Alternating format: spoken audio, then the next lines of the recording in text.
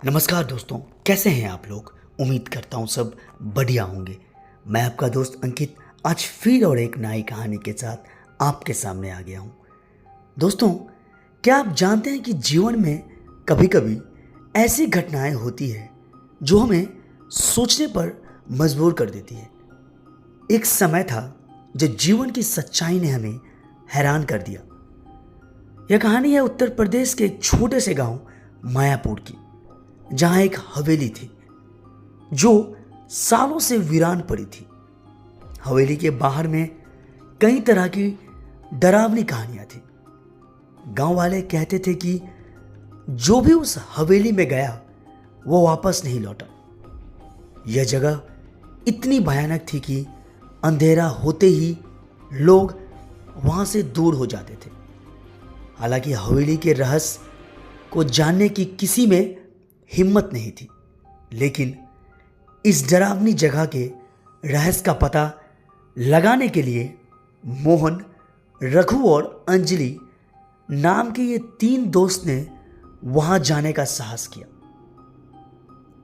ये तीनों दोस्त अपने YouTube चैनल के लिए ऐसी डरावनी जगहों का सर्च उजागर करते थे। कालीनगर हवेली उनके लिए एक परफेक्ट लोकेशन था।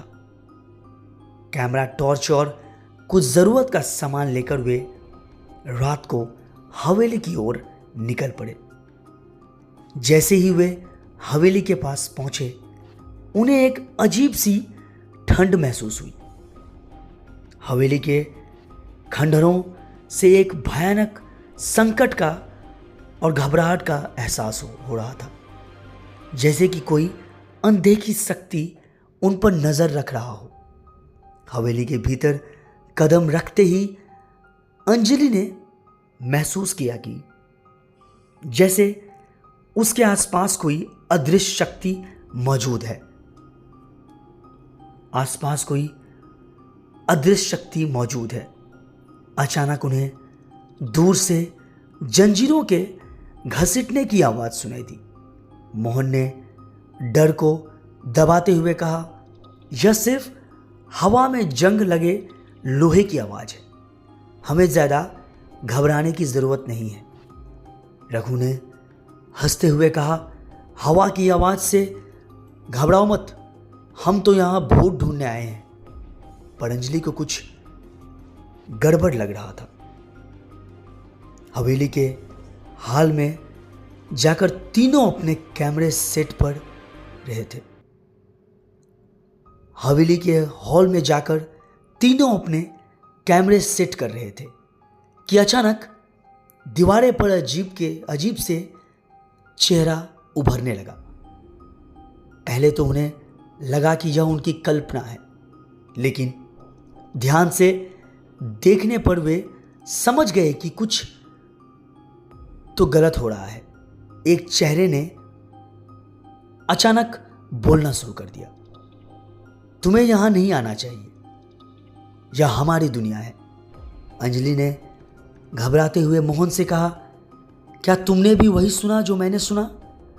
मोहन और रघु ने भी आवाज सुनाई थी, लेकिन उन्होंने इसे नजरअंदाज किया और आगे बढ़ने का फैसला किया। हवेली के अगले कमरे में तीनों ने एक पुरानी पेंटिंग देखी, जिसमें एक महिला की तस्वीर थी।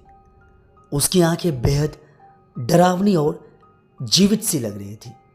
रघु ने हंसते हुए कहा, अरे यह तो बस एक पुरानी पेंटिंग है। जैसे ही उन्होंने पेंटिंग को छूने की कोशिश की, महिला की आंख में अचानक एक भयानक चमक आ गई और ऐसा लगा कि वो तस्वीर के अंदर से उनकी तरफ देख रही थी। अंजलि ने कहा, यहां कुछ तो अजीब है, हमें यहां से निकल जाना चाहिए। मोहन ने उसे सांत्वना देते हुए कहा, अभी तुम इतनी जल्दी नहीं निकल सकते, हमें इस जगह के रहस्य को उजागर करना है। अजीब सी परछाई का देखना। अभी वे आगे बढ़ ही रहे थे कि कमरे में हल्की हल्की परछाई दिखने लगी। वो परछाई इधर उधर घूमती रही और अचानक उनके पास आकर गायब हो गई। रघु ने थोड़ा घबराते हुए कहा, यह सब क्या है? यह हमें क्यों डराने की कोशिश कर रही है? अंजलि ने अपने डर को दबाते हुए कहा, हो सकता है कि ये आत्माएं अपने साथ हुई किसी अन्याय का बदला लेना चाहती है। तीनों आगे बढ़ते गए और एक कमरे में पहुंच गए जहां दीवारों पर खून से अजीबोगरीब निशान बने हुए थे। मोहन ने वहां रखे एक पुराने अखबार के टुकड़े को उठाया जिसमें हवेली के मालिक के परिवार की हत्या की खबर थी। उस खबर में लिखा था कि हवेली के मालिक ने अपनी हवेली के पीछे का एक हिस्सा अपनी बेटी को दिया था, लेकिन किसी कारण से वहां उसकी आत्महत्या हो गई थी। कहते हैं उसके बाद हवेली के मालिक भी रहस्यमय तरीके से मारे गए और उनकी आत्मा यहीं बस गई। जैसे ही मोहन ने अखबार पढ़ना बंद किया, अचानक हवेली के दरवाजे पर जोर से दस्तक होने लगी। तीनों दोस्त सकते में आ गए।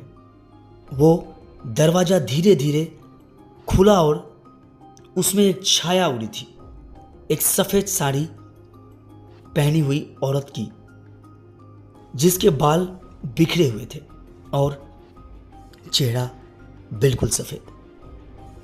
उस औरत ने दर्द भरी आवाज में कहा, तुम मेरे घर में क्यों आए हो?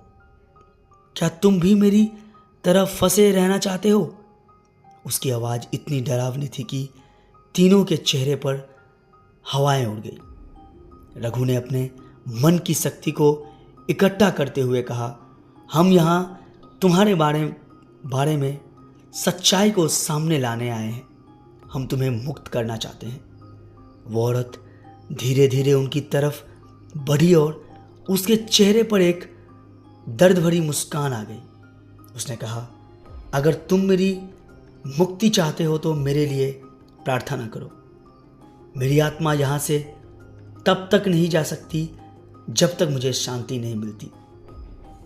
अंजलि ने मंत्र पढ़ना शुरू किया और मोहन और रघु ने भी उसमें उनका साथ दिया। प्रार्थना के बाद औरत का चेहरा धीरे धीरे शांत हो गया और उसकी आत्मा एक उजाले में बदलकर गायब हो गई। हवेली से बाहर निकलने का रहस्य रास्ता यह था कि जब तीनों ने प्रार्थना पूरी की तो हवेली का दरवाज़ा खुद ब खुद खुल गया और एक सुनहरी रोशनी से रास्ता दिखाई देने लगा। तीनों ने बिना वक्त गवाए वहाँ से बाहर निकलने का फैसला किया। बाहर आकर उन्हें यकीन नहीं हुआ कि वे जीवित बचकर निकल गए थे। उस घटना के बाद कालीनगर की हवेली में फिर कभी भूतों की कहानियां सुनने को नहीं मिली। तीनों दोस्त ने अपने चैनल पर यह भयानक और रोमांचक अनुभव साझा किया और लोगों को बताया कि कैसे उन्होंने एक भटकती आत्मा को मोक्ष दिलाने का साहस किया।